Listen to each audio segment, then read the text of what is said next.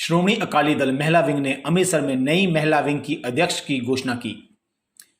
किसी भी समाज और देश के विकास में महिलाओं का विशेष योगदान होता है और महिलाओं के सहयोग के बिना समाज या देश अधूरा है। इसलिए जमीनी स्तर पर पार्टी को मजबूत किया जा रहा है। इसी के चलते महिला विंग अकाली दल की राष्ट्रीय अध्यक्ष बीबी जगीर कौर भी पार्टी में मेहनतकश महिलाओं को उच्च पद दे रही थी, जिसके कारण बीबी रंजीत कौर को आज अमृतसर में शहरी अध्यक्ष नियुक्त किया गया। नगर अध्यक्ष बीबी रंजीत को बधाई देते हुए कहा कि वह आगे आएंगी और पार्टी को मजबूत करने के लिए काम करेंगी। उन्होंने आगे कहा कि श्रोमणी अकाली दल ने हमेशा किसी भी वर्ग के खिलाफ किसी भी तरह की हिंसा का पुरजोर विरोध किया है।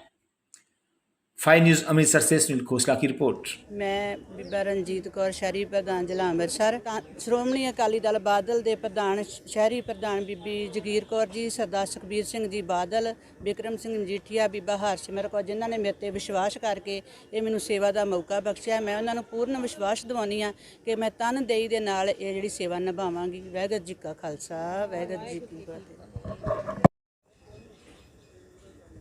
धन गुरु नानक साहब जी ने इस्त्री जाति को बहुत वड्डे मान बख्शे और औरत ने हमेशा ही समाज को उच्चा चुकने वास्ते जिथे भी किते लोड़ पई है वड्डी भूमिका निभाई है।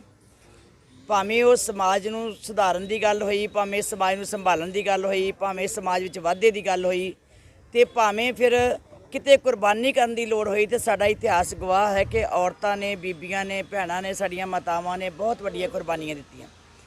इसे गल नूं देखदे होया कि औरत जिहड़ी है राजनीतिक तौर के उत्ते भी जिथे बाकी फील्डां दे विच अज IAS, IPS, PCS जां जहाज़ां दे उत्ते, एयरपोर्टां दे उत्ते सारे थावां ते काम कर रही हैं। किसी फील्ड नूं लै लो, भावें फौजां दी भी गल होवे, उत्थे भी जा काम करदियां।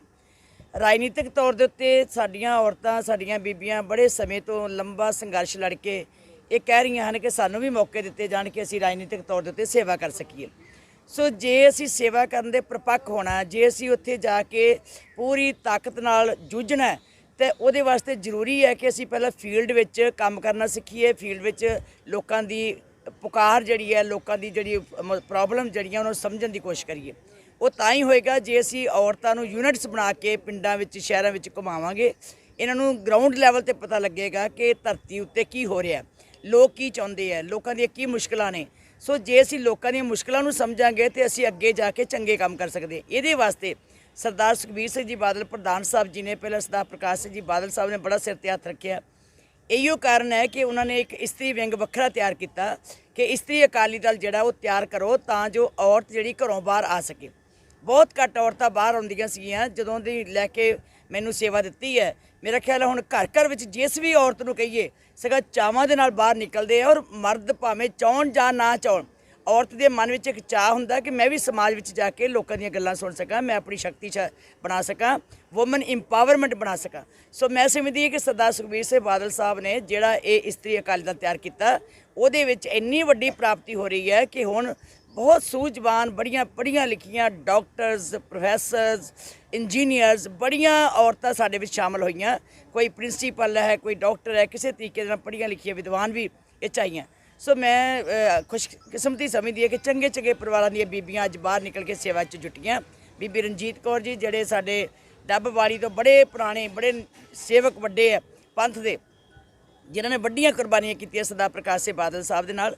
और ये जदों घर दे विच जिहड़ी चीज़ पली होवे, जिस घर विच सेवा करना सिक्खिया होवे, उस परिवार दे विचों जदों कोई औरत मैनूं मिलदी है तो मैनूं खुशी हुंदी है कि कम से कम तजर्बा है कि आयां नूं किद्दां संभालना, आयां दी किद्दां सेवा करनी है, किद्दां डील करना।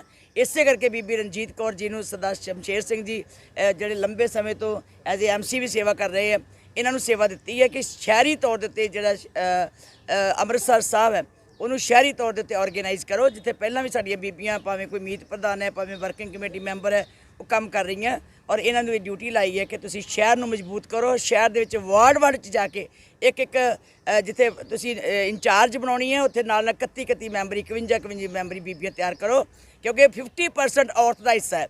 50% औरत वोट पाती है। और मैं ये भी गल मानना कहांगी कि औरत डट के पंथ नाल खड़ी है। सो पंथ नूं मजबूत जे किते करना तो औरतां ने करना।